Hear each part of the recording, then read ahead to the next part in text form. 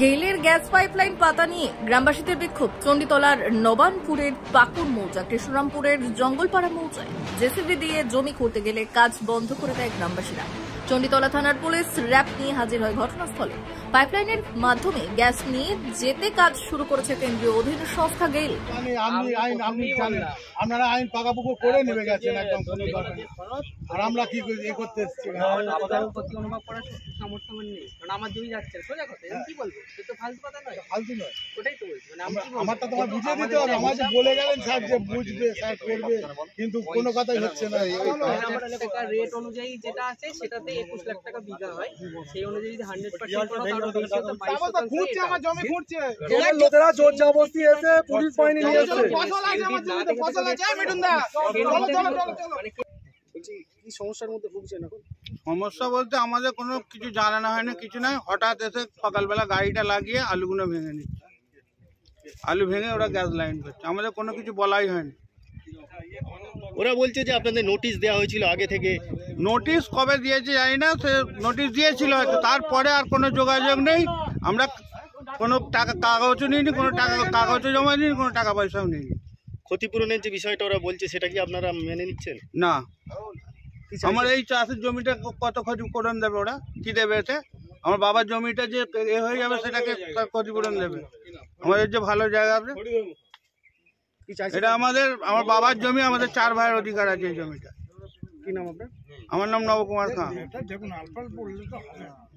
সমস্যা জমি নিয়ে, জমি আমরা দেবো না নয় বলছি না, জমি ন্যায্য দরে কিনে নিতে হবে পুরো জমি। আমার 1 কাঠা জমি নয়, আমার যে জমিটা পড়বে পুরো জমি নিতে হবে ন্যায্য দরে, সরকারি রেটে। আপনারা এখন কি চাইছেন? আমরা ওইটাই চাই। এখন কি হচ্ছিল, কি নিয়ে সমস্যাটা তৈরি হলো? সমস্যা টাকা পয়সা কিচ্ছু দেয়নি। এখন কি কাজ চলছিল? হ্যাঁ, কাজ করছে, এই তো দেখতে পাচ্ছেন কাজ করছে জোর করে, কোনো না জানিয়ে। কারা করছে এটা? এটা জেসিবি থেকে লোক এনেছে, ওএনজিসি নাকি তেলের তারা। কি নাম আপনার? আমার নাম শৈলেন্দ্রনাথ পাল। আমার এই 5099 দাগের আমার জমি আমি 2019 সালে কনভার্সন করেছি। কনভার্সন করার পরে আমি পাঁচিল দিয়েছি, আমার কাছে কোনো ইস্যু হয়নি, চিঠি আসেনি, কিচ্ছু আসেনি, চিঠিও আসেনি। কিন্তু আমার এখন হট করে এসে দেখছি আমার পাঁচিলটা ভেঙে ফেলেছে। এরা বাই ফোর্স পুলিশ নিয়েছে, আমার উপর টর্চার করছে এবং এখানে আমাকে জোর করে বলছে যে এই জায়গাতে যাবে, আপনি কোনোভাবেই রাখতে পারবেন না। আমরা এটা ভিডিওকে জানালাম, ভিডিও বলে ইলিগালি আমরা করে ফেলেছি, ইলিগালি আমরা করে ফেলেছি কনভার্সনটা। তাহলে কনভার্সনটা ইলিগালি উনি করেছেন, উনি নিজে বলছেন। তাহলে কোনটা ঠিক? আমাকে কোনো চিঠি করেনি আজ পর্যন্ত। কি যাবে ওখান দিয়ে সেই গেলে পাইপলাইন গ্যাসের লাইন যাচ্ছে। আমার মূল্যবান জিনিস, আমার তো টাকাটাও তো আমাদের এ করতে হবে, একটা অ্যালটমেন্ট হবে, আমাদের কাছে চিঠি করবে। আমি কনভার্সন করেছি কেন, ঘর করবো বলে। বাস্তুর তলা দিয়ে কি যায়? ওরা আগে আইনটা দেখাক না আমাকে, যে ওরা শালি জমি, সোনা জমি, এইসব জমির উপর দিয়ে যেতে পারে, কিন্তু কখনোই একটা বাস্তুর ভেতর দিয়ে যায় না। আমি ঘর করবো কি করে? ওই জায়গাটা আমি ওই জায়গাটা ওদের কাছে দিতে চাইছেন, ওনারা যেখান থেকে পারে ঘুরিয়ে দিয়েছেন। আমার নাম সমাজ কুমার পাল, আমার নামে ওই কাগজ আছে এবং কনভার্সনের পেপার আছে, কনভার্সনের পেপারটা দেখে নিয়ে ওদের কাছে দেওয়া আছে। আমাদের নোটিশ পাইনি।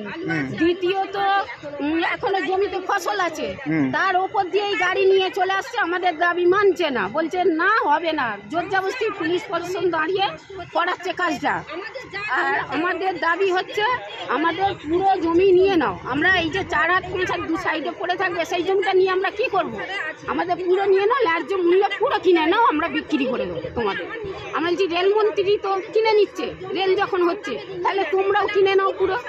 আমাদের জমিটা আমাদের ভবিষ্যতের জন্যই তো, আমাদের ছেলে মেয়ে তাদের ভবিষ্যৎ।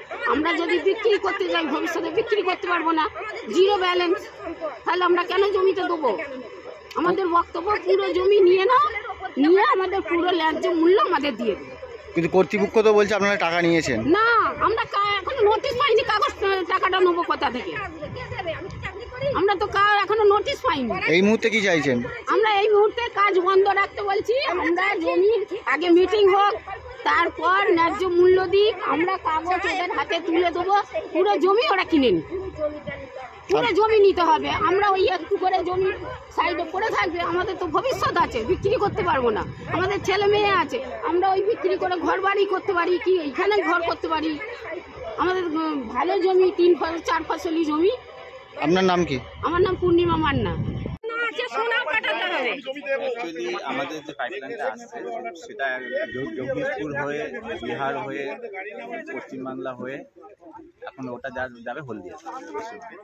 তো সেটার মধ্যে আমাদের বর্ধমানের কাজ মোটামুটি শেষ, হুগলিরও কাজ 90% প্রায় হয়ে গেছে, সিঙ্গুর হয়ে গেছে। এখন এইখানে জঙ্গলপাড়া, বাঁকুড়া, মাসাতে এসে একটু প্রবলেম আমাদের হচ্ছে, কিছু অবজেকশন আছে।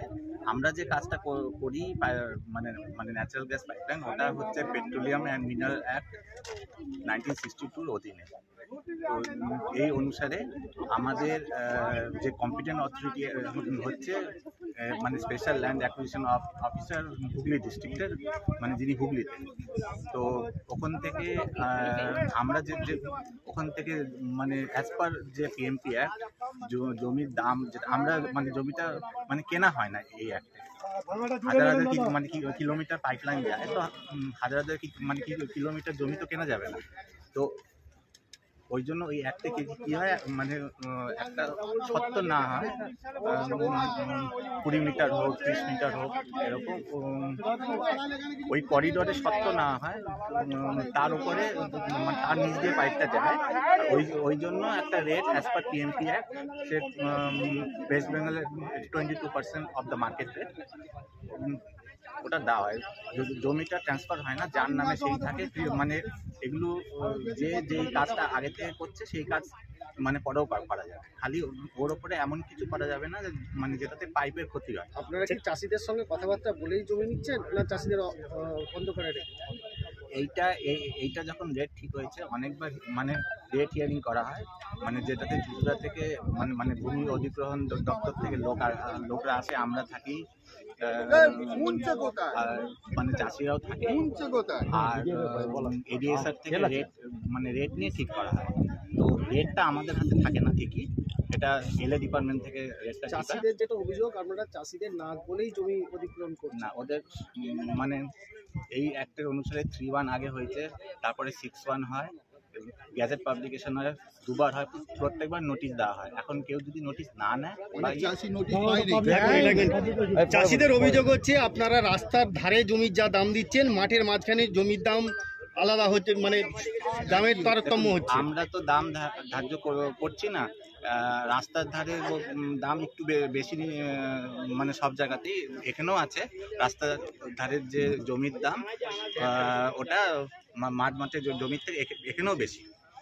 আর জমির রেটটা মানে গেল ঠিক করে না, জমির রেটটা এলএ ডিপার্টমেন্ট থেকে ঠিক।